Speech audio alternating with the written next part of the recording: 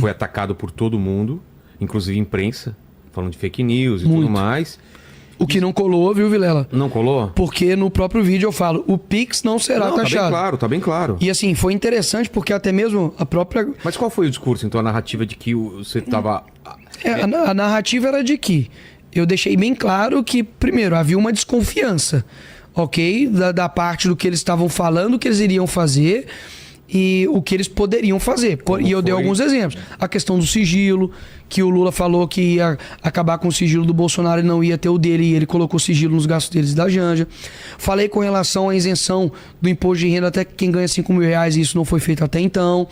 E se isso chegar no Congresso, vou apoiar, obviamente, vou votar para que isso seja feito. Claro. Você tem, por exemplo, a questão da própria picanha, assim, que é uma coisa, enfim, mais, digamos, até lúdica, mas na campanha eleitoral foi feito isso. A questão de que ele não iria indicar amigos para o STF, ele indicou 2, que um era o advogado dele e o outro era o amigo pessoal dele, de muito longa data, que é o Flávio Dino. Então eu falei assim, olha, nada nos garante que não podem ser taxados. Que o governo mente, é isso que você está falando. Ah, mas... Não, peraí. Você está querendo dizer, você está falando textualmente que o governo mente. O governo mente, o Lula mente, a Janja mente. E assim, é uma máquina de mentiras. Daqui a pouco você vai falar que o Felipe Neto mente. As comprinhas... E ele parou de comentar política.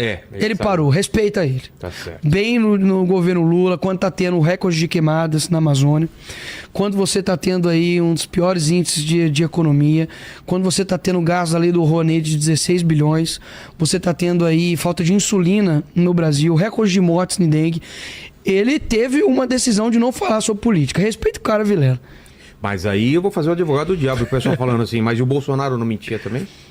Uai, se ele mentia, o problema é dele, uai. Você fazia videozinho? Claro que eu já falei, por exemplo, de pontos negativos, que eu falava, poxa, o Bolsonaro nisso aqui errou com relação a questões do Covid, por exemplo, que ele mesmo depois se arrependeu de várias falas. Agora, eu acho que as mentiras agora em específico têm gerado consequências bem grandes na vida das pessoas, né, cara? Quando bate no bolso, também, as comprinhas, por exemplo, da Shine. Tem um tweet lendário, né, da Janja, né? Não vai ser... Qual é que é? Quem vai ser taxado é o...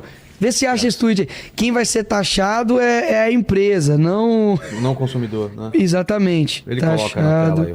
Janja. É isso, cara, assim... Então, muitas das coisas que o governo acabou prometendo, acabou virando uma mentira, né? Então, mas eu acho